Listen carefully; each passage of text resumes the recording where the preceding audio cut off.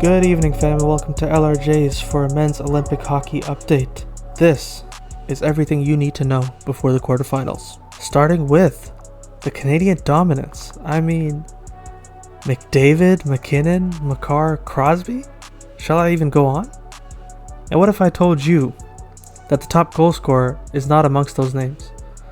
Macklin Celebrini, he is on a heater, proving that he's already amongst the greatest to play the game today.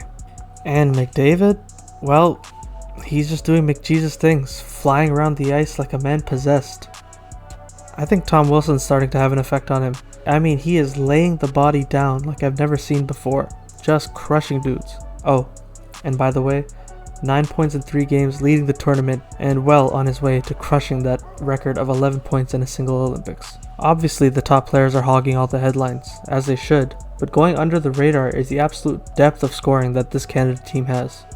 If you're getting tucks from Horvat and Harley, the opposing team might as well just pack it up. Goaltending looked like a hole in the roster before the tournament, with Binnington's play in St. Louis being less than lackluster. But when he puts that Canada jersey on, man, he just transforms into big game Binny, reverting back to his play back in 2019 that helped the Blues lift the cup. Now a quick note, McKinnon and Bennett are out for today's practice for maintenance, but all indications are that they're going to play in the next game.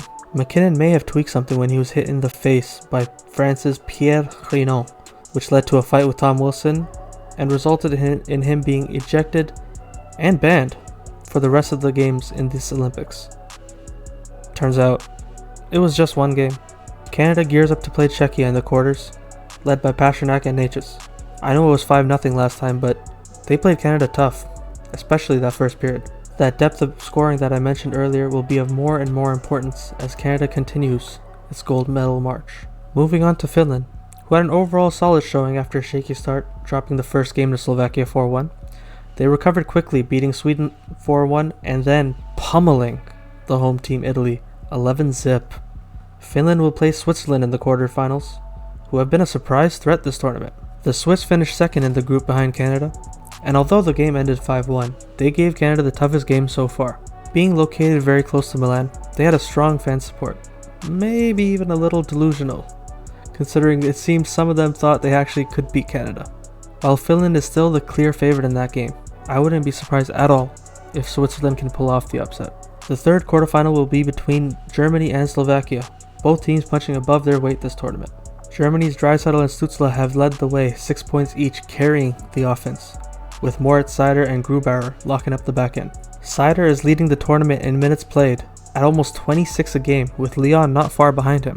They beat France 5-1 to advance to the quarters, while Slovakia, having won their group through tiebreak rules, were waiting for them with their bye. Aside from Montreal's Slavkovsky, who has been on one, Slovakia doesn't really have any NHL stars, but a very solid group of role players who play well defensively. This game against Germany sets up to be a real test of stars versus depth. Before getting to the last quarterfinal game, I want to focus on Italy for a second. I get it, they're the host nation, but is it worth playing if it's going to be like this? They were outscored 22-4 in just 4 games, and that somehow doesn't tell the whole story.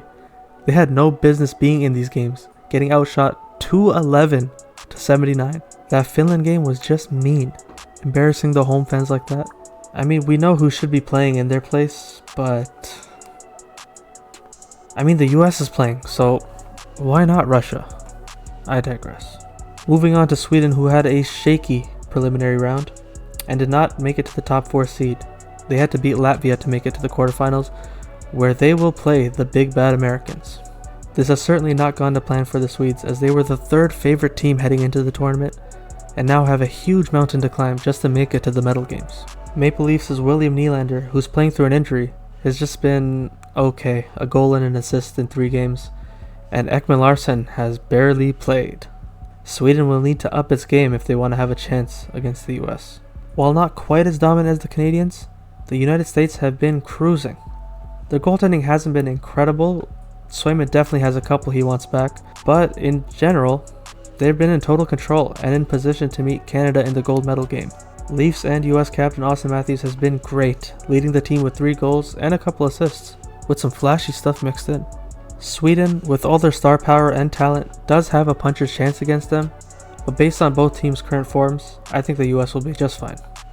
While it would be hilarious and embarrassing for the US to fall out this early, I think hockey deserves to see the Canada-US final that's been building up in anticipation since the Four Nations final last year. Finally, a huge good luck to the Canadian women's hockey team as they play US in the gold medal game on Thursday.